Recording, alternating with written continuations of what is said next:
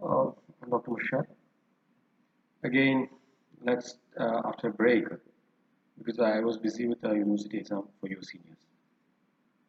So let's begin. Let's begin with the adverse drug effects because whenever we talk about the drugs, various drugs, we always talk about the adverse drug reactions, adverse drug events, adverse drug effects, etc. Side effects.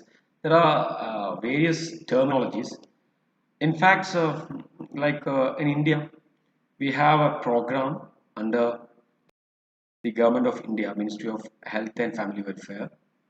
Uh, it is under ECGI and CDSCO. There is something called PVPI, Pharmacovigilance Program of India. So, what is pharmacovigilance?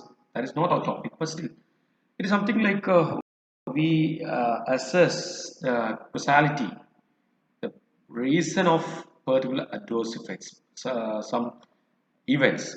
All right. So we actually in pharmacovigilance term we use a word called signal that we can discuss later when we discuss about the brief idea about pharmacovigilance in the future classes. Okay. So all of you know that drugs are foreign substances. It is xenobiotics. Xenobiotics, XENO. Okay. So why are we talking about adverse again? There is a says in Malayalam or a proverb. I don't know whether it's proverb. It says, "Amidamayal amrito visham." I hope all of you understood like what do you mean by that? Amidamayal amrito visham.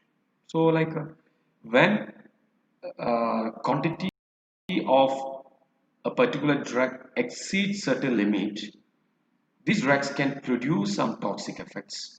All of you know that. At the same time, there are various drugs. Uh, some of these side effects or some effects, untoward effects. I would use the term untoward effects, which is not desirable. We don't want. See, for example, very commonly we use a drug called codeine, Linctus codeine suspension.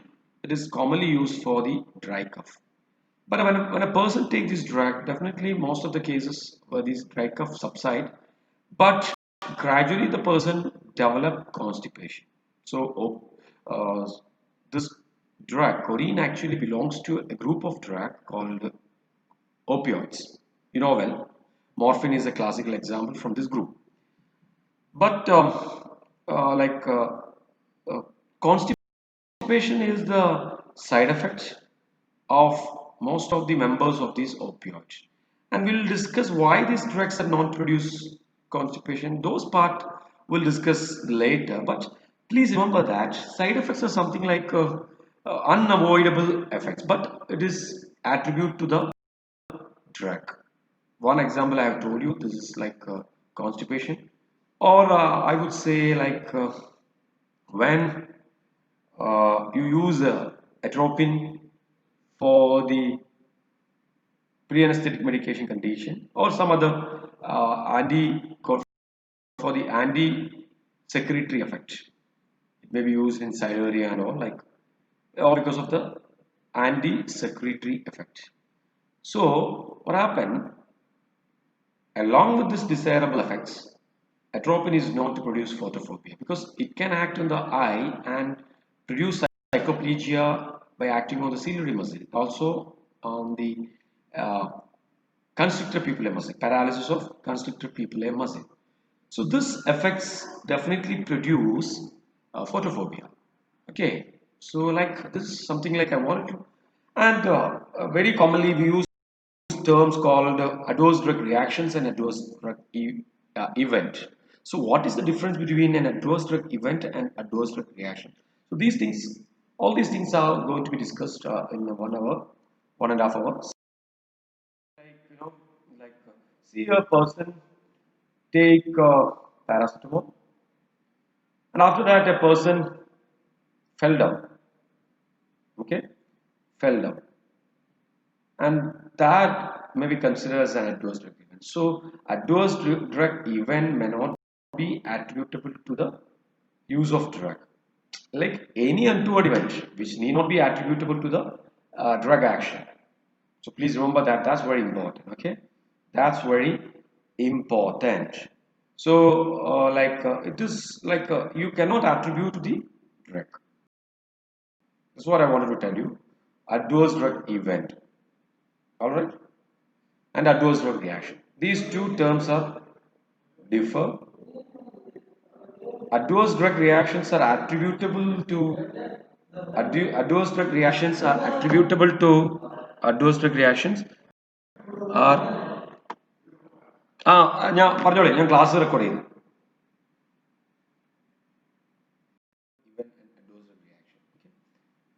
Now generally the adverse drug reactions or adverse effects are uh, you can call adverse effects as an adverse drug reaction. Both are synonymously you can use. But adverse drug event is something differ from adverse drug reaction. Okay, please remember that. And these reactions, these adverse drug reactions, can be divided into two categories. Predictable. The term itself self-explanatory. It is predictable. You can predict from the pharmacological profile of the drug. That's why it is called predictable. Okay. Then, what are the predictable reactions? These are dose-dependent reactions. You can easily predict by looking at the dose. When you administer a large dose, you can predict. Say, for example, like when you administer a large dose of paracetamol, you can predict that the drug can cause maybe uh, more than 8 to 9 gram or up to 11 to 12 11 gram. More than that, it can produce hepatic toxicity, even liver failure, and it's mainly related to drug action. That's very important. Okay, it is absolutely depend on the drug's actions, not on the recipient's genetic or other parameters, and it can occur in all the patients, normal patients. Okay, that's why it is called predictable, and this is responsible for the 80% of the total adverse effects. Okay, so predictable, so that give you the importance of monitoring the adverse reaction, because 80% of the adverse effects are predictable, but still we use simple logic is simple, when you fly on an aircraft, it has a high chance to crash while flying or while takeoff, while landing and all that, but still we fly, isn't it? When you drive a car in our roads, there is a high chance for the road accidents, meet an accident, and you may be physically handicapped or even death can occur, but still we drive. So the same way, 80% of the adverse effects are predictable by looking at the drug's profile, but still you take, because there comes the importance of risk-benefit ratio. Risk-benefit ratio. That's very important. I'll explain what is. Uh, so what are the predictable reaction? One is overdose or toxicity. So I just gave you an example of paracetamol, which is, of course, it's a predictable. It's predictable. You can predict by looking at the pharmacological profile of the drug, and from paracetamol, and says that it can produce this much of paracetamol can produce toxicity among normal individual. Side effects. Another one is side effects. Okay, side effects. This is what I gave you an example of codeine when it is administered for the uh, cough. It can produce constipation. And what happened? Adverse side effect in one context can be used of it can be used as an indication. So, for example, rarely this constipation can be used in some sort of diarrhea. Okay, so that's how, or you can see that codeine's congener loperamide is used in diarrhea. Okay, I hope you understand it. Secondary or indirect effects. This is something it is not directly related to the drug, but indirectly it is attributable to the drug administration. Drug administration. Indirectly it is attributable. So that's very important. Okay. Now drug interactions. Again, many drugs are known to produce uh, clinically relevant drug-drug interaction. It can lead to therapeutic failure, or even it can cause drug toxicity, etc. So now we'll see what is see on comparison between these two. You go the comparison between type A and type B. Type A is what did I say? It is predictable, and type B is unpredictable, isn't it? It is unpredictable only.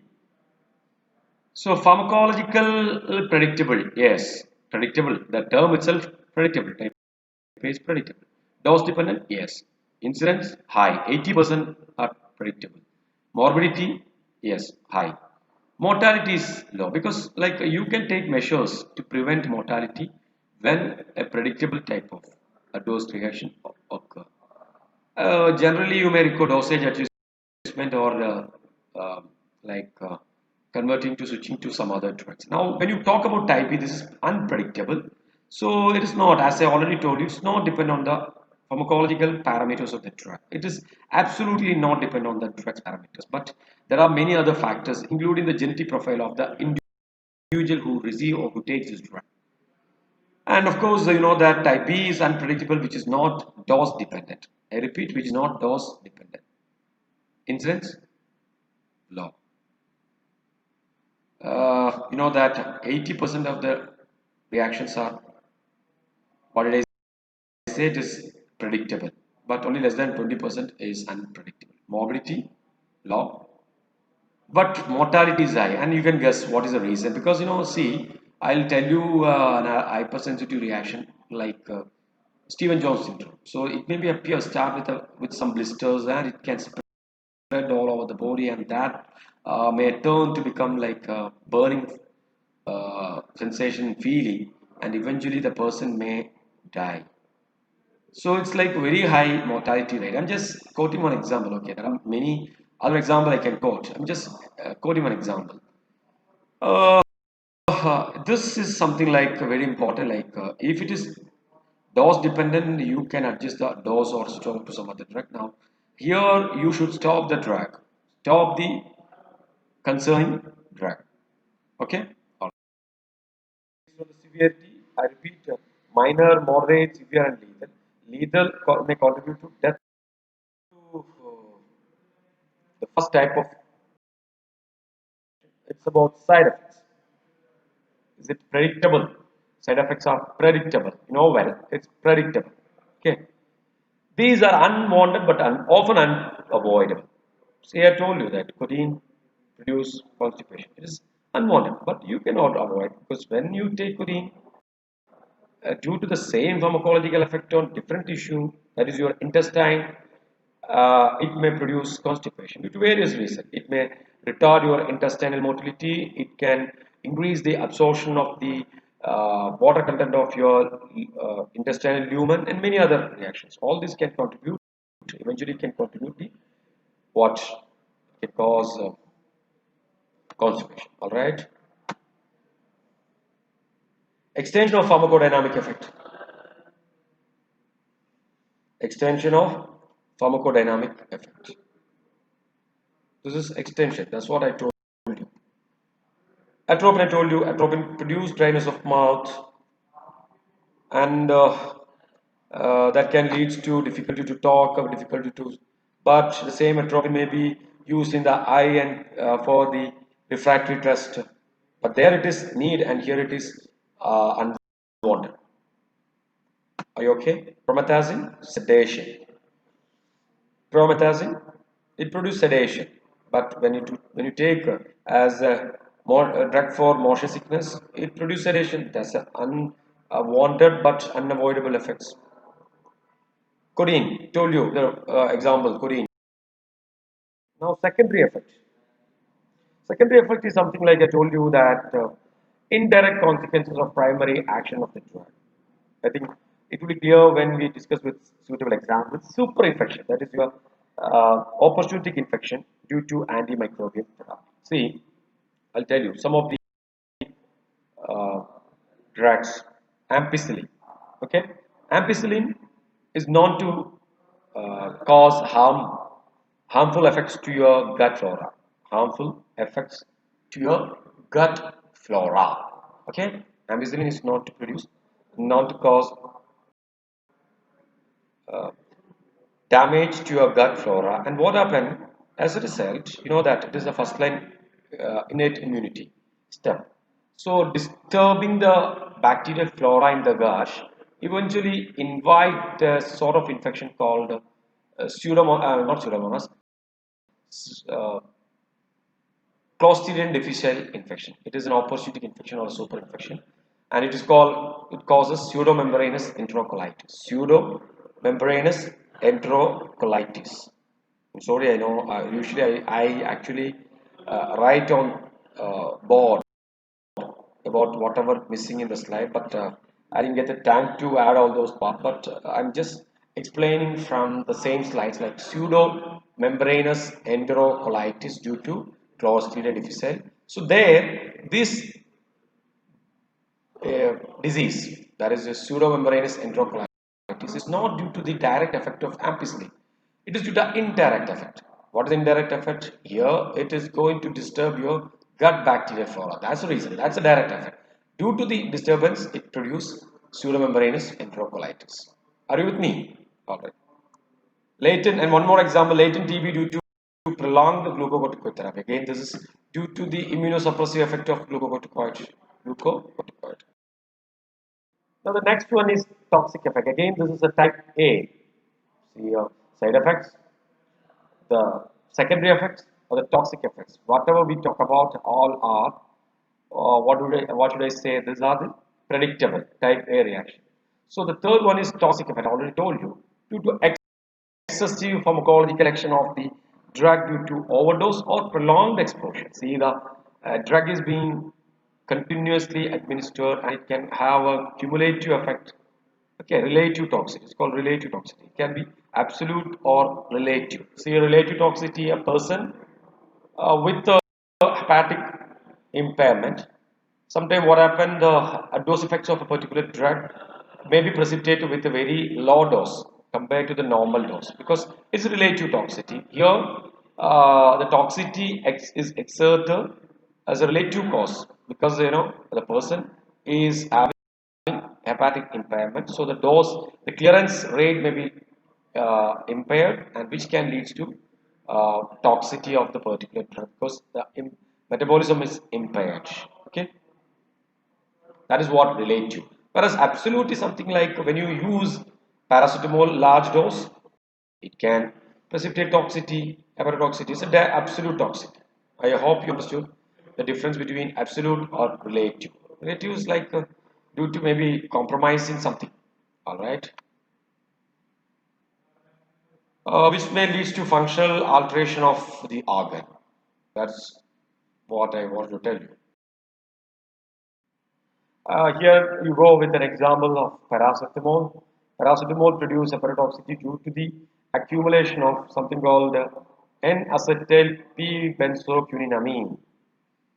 N-acetyl uh, N-acetyl P-benzoquinamine. So please remember that. So some of the common poisoning, opioid poisoning, like we'll be discussing each and everything in detail, like what are the symptoms, signs and manifestations of opioid poisoning, like pinpoint people, respiratory depression, all those things, and how to manage. That's also comes under the toxicity. Organophosphate poisoning, marathion, parathion, is very commonly used agents in agricultural field as pesticide. So these are basically, we'll discuss all those things, like these are basically, what should I say? It's like uh, uh, something which is very commonly encountered preparations.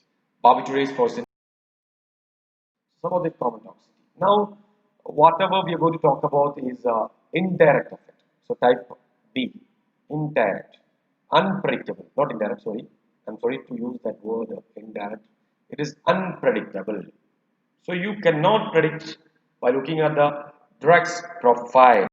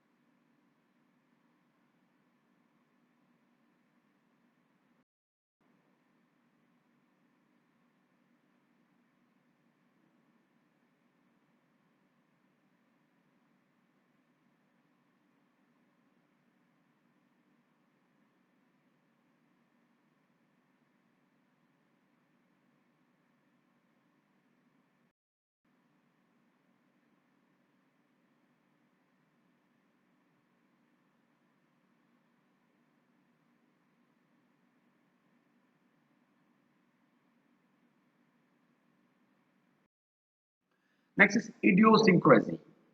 See, the term may be a bit confusing, but idiosyncrasy, uh, it is actually genetically determined abnormal reactivity to a chemical. See, like you cannot predict the drugs. I mean, you cannot predict at all by looking at the drugs profile. That's called what you call idiosyncrasy. And I'll give you example. This is like, of course, you cannot like there is no mechanism which is clear. Barbiturates basically produce sedation. Your phenobarbiturate, pentobarbiturate, all this are known to produce sedation. But in some individual, something barbiturates produce excitation. This is something very unusual. Yes, this is called idiosyncrasy. Idiosyncrasy. Okay, and it is restricted to individual with a particular genotype. That's what it is not like you cannot predict by looking at the drug. Okay, this drug may produce idiosyncrasy excitation. No, you have to trial and error. You have to experience this. Chloramphenicol, of course, basically, like chloramphenicol is a broad spectrum antibiotic and large dose can produce bone marrow depression. That's a different story. But what happened with a single dose independent chloramphenicol may produce bone marrow depression, which is not at all related to the normal bone marrow depression produced by the large dose of chloramphenicol. That's a different story. This is something, that's why I have emphasized that dose independent. I repeat, dose independent. All right. I told you this is type 2 cytolytic. Here you can see this antigen, antigen bound RB, antigen can bound with the RBC and antibodies bind with the RBC membrane and it can cause cytolytic reaction. And type 3, that is your Arthur's reaction on the blood vessels and have various reactions, serum sickness and other complications can be manifested. And here this is again, this is fourth type, that is your delayed, and here you can see delayed activated T cells, and I told you the fourth one is differ from all the three because it is mediated by T lymphocytes and it can have various effects on the, here you can see angioedema, then especially the urticaria, then see angioedema and other. This is what happening in anaphylactic reaction, severe bronchospasm. Okay, and hypotension, severe hypotension, and of course with a cytolytic reaction. This is SLE type reaction, cytolytic reaction. Example like polyarthritis nodosa, lot of joint will be involved. This is actually mediated by the blood vessel reaction. And this is very dangerous, Stevens-Jones syndrome, type 3. Stevens-Jones syndrome, I told you, initially it may be a blister, then it can spread across the body and finally leads to this burning like. For the example for the commonly, like common example for the hypersensitivity induced drugs. That doesn't mean that this is complete. See, this is a common drugs. Any drug can produce hypersensitive reaction with anyone, but the rate of incidence may be less. I hope. Next is photosensitivity. Again, this is also unpredictable. Whatever we are talking after intolerance, we discussed about intolerance, we discussed about idiosyncrasy, we discussed about hypersensitive reaction. Now we are going to discuss about photosensitivity. All these are the examples for the type B. That is your unpredictable reaction. What is that? What was that? Unpredictable reaction, type B. So drug-induced sensitization of the skin to UV. See what happened, like some drugs drug or drug metabolites may accumulate in the skin, keratin and other part. So what happened on the skin, uh, it sensitizes skin to UV light may be absorbed.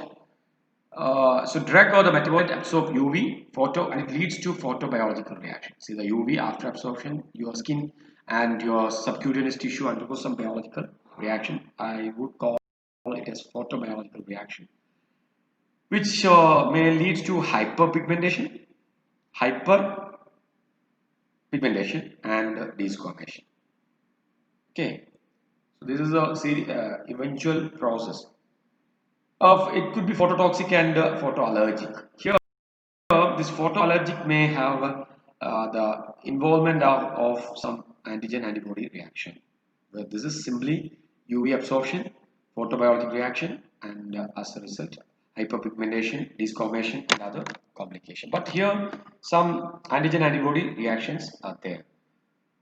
Examples: fluoroquinolones, sulfonamides, minocycline, it is a tetracycline, phenothiazines belongs to the antipsychotic drug, typical antipsychotic drugs, all are known to produce photosynthesis. Again, I would say this is not a complete list of example. Okay, please note, etc. I just got a few. Yeah, here you go.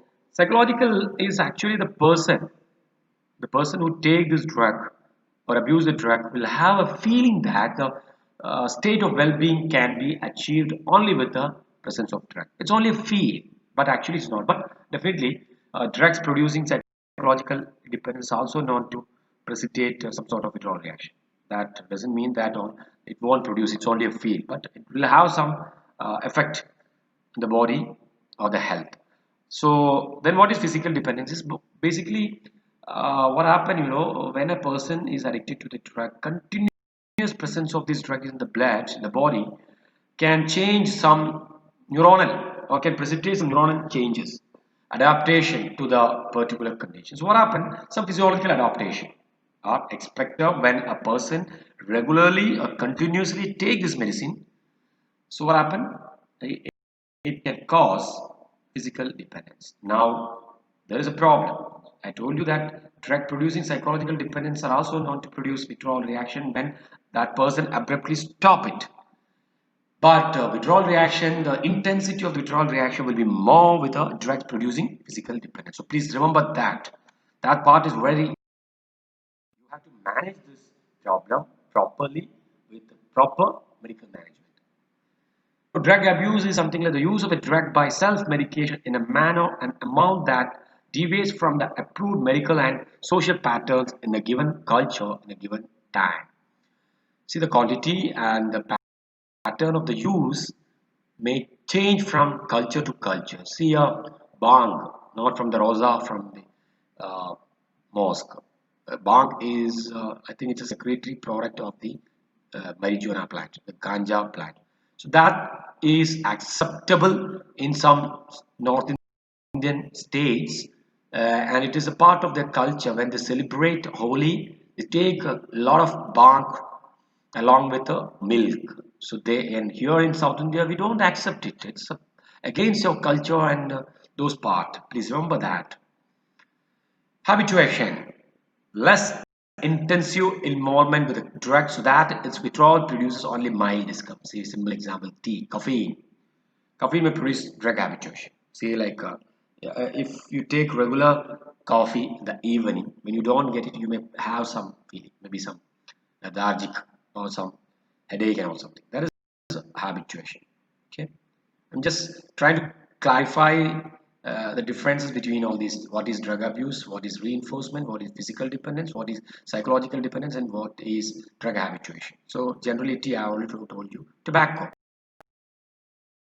Now moving on to the more important sessions called teratogenicity. Teratogenicity is actually, uh, all of you know that what is teratogenicity. It's something like, uh,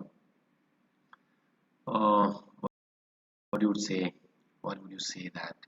A drug, the ability of a drug to produce, the capacity of a drug to cause fetal abnormalities when administered to the pregnant mother. All right. I hope you understood what is the meaning. See, pregnancy is a physiological state, and you have to think about the fetus. And many drugs can easily cross placenta and cause harmness to the fetus, but some drug may be safer also. All right. So this is something like teratogenesis is a term which discusses the capacity of a drug to cause fetal abnormalities when administered to the pregnant mother. See, the drug can affect at the different stages of pregnancy, like see the fertilization and implantation. Basically, this step, like if a drug affect this step, what happen? We don't notice that because like it without any our knowledge, our information, or our and there won't be any signs and symptoms. Like you don't notice, you don't even notice that there was a possibility of fertilization that was or implantation that was prevented by uh, certain drugs. Okay, organogenesis, second one, like it is a second stage where the drug can affect first trimester, and the growth and development is the third stage, especially in the last trimester. Okay, second half of the second trimester and last trimester. So different drugs can affect at the different stages of this pregnancy. So, like as I told you, first stage is something like you don't experience that. Okay. Ijo. It can cause alcohol can cause chronic alcoholism can cause fetal alcoholic syndrome. Anti-cancer drugs. Most of the cytotoxic anti-cancer drugs are definitely androgens, tetracyclines, warfarin, fetal warfarin syndrome. Okay. ACE inhibitors. Why ACE inhibitors are teratogenic? Because renin-angiotensin system is an important factor required for the normal development of fetus. So what happened if it is impaired by fetal kidney? Okay, I forgot to tell that fetal kidney or renal system, not just kidney, the renal system. So what happened when if in case the angiotensin converting enzyme is inhibited, which may affect the normal pathway of the angiotensin converting angiotensin 2 and all. So that can cause us problem with the renal development of the fetus. So any drugs which affect the renin-angiotensin system like captopril, enalapril, or losartan, etc. Then phenytoin is an anti-epileptic drug. Valproate sodium, yes, of course, like spina bifida and other problem. Now, what are the other adverse reacts? Drug withdrawal reactions. You can consider it's a miscellaneous, but you should know what is drug withdrawal reaction. I told you, like what happens. Some drugs which may produce dependence, either psychological dependence or physical psychological dependence or physical dependence. And such conditions, if a person suddenly or abruptly stop the intake, what happen? Severe withdrawal reactions will be there. Depend on the drug, the reactions, pattern, presentation, everything can vary. So that is such drugs, like stopping such drugs needs some intervention, maybe required psychiatrist help and the medicine, uh, physicians help, etc. Mutagenicity is something like the ability of drug to produce mutation. Okay, all this is like usually takes place after prolonged use. Carcinogenicity, carcinogenicity, yes, carcinogenicity. What is carcinogenicity? The ability of a drug to produce malignancy. Iatrogenicity is a term, very interesting term, like a drug-induced or the physician-induced toxin. Example, say, like if a person take aspirin for a long time, what happens? The a person may develop uh, gastritis and ulcer. So it's a drug-induced. So this is a picture I've showed you. Fetal facial abnormalities caused by the alcohol, which include uh, short perpetual tissues, okay, short nose, etc. Thin upper lip, some cranio dysmorphic changes, facial craniofacial dysmorphic changes.